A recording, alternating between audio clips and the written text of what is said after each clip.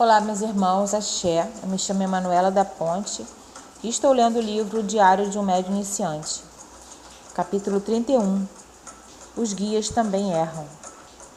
Os espíritos que atuam nos terreiros são chamados de falangeiros. São espíritos ainda imperfeitos, embora muito melhorados em relação à humanidade comum. Todos tiveram existências terrenas e alguns, quando nos dão a conhecer suas histórias, falam abertamente sobre seus erros do passado e afirmam ainda terem dívidas a pagar. Estou ciente de que isso possa causar polêmica, mas meu objetivo é compartilhar minha experiência de forma mais precisa e honesta possível. Preciso dizer a verdade.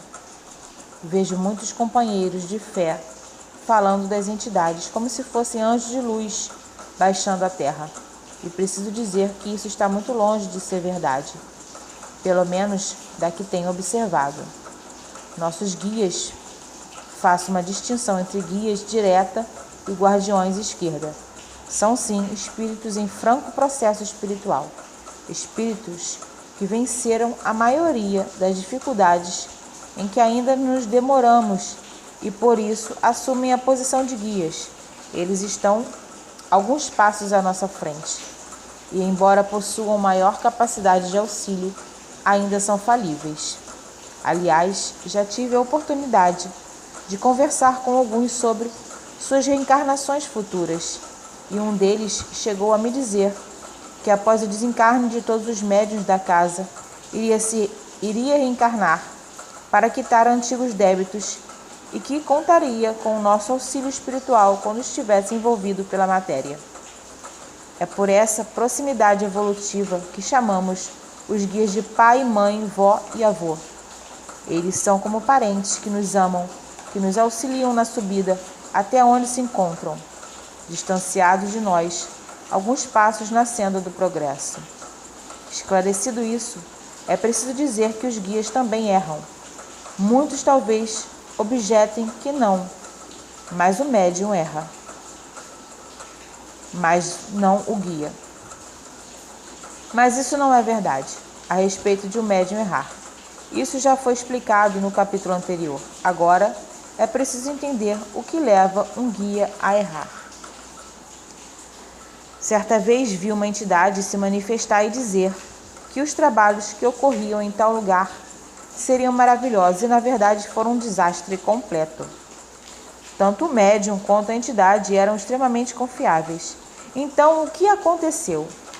Alguns espíritos conseguem ver o futuro de forma mais ou menos precisa e por um tempo mais ou menos longo. Mas quando o veem, eles, na verdade, não estão vendo um possível futuro. O futuro se apresenta como vários caminhos, e conforme as atitudes levarão a possíveis desfechos. Naquele momento, a tendência dominante era de que tudo seria muito bom, mas acontecimentos que atrapalharam a caminhada mudaram completamente o rumo das coisas, resultando em um futuro diferente daquele que o guia achou que seria o mais plausível. No processo que defini antes como leitura mental, por exemplo, o guia pode não fazer uma correta interpretação das emoções da pessoa, dando um feedback, pelo menos em parte, incorreto. É claro que aqui fica muito difícil dizer que não foi o médium que entendeu errado, mas já conversei com uma entidade em que ela mesma me disse não ter entendido ou, pelo menos, feito a leitura pouco precisa das necessidades do consulente. Destaco, porém, que me parece ser extremamente raro um guia errar neste processo, já que eles têm percepções que nós não temos. E se acontecer, o médium não precisa se constranger. Ao contrário, deve perguntar à entidade o que aconteceu, por que motivo errou, etc. Não tenha dúvidas, as entidades são muito mais humildes do que nós e certamente assumirão o erro se vierem a cometê-lo. Um diálogo franco, direto e fraterno, seja entre os filhos de fé, seja entre os filhos e os guias, é fundamental para que ambas as equipes espirituais e material venham a se entender e construírem juntas um sólido e lindo trabalho espiritual, no mundo onde não há nem pode haver perfeição. Me chamo Manuela da Ponte e estou lendo o livro Diário de um Médium Iniciante.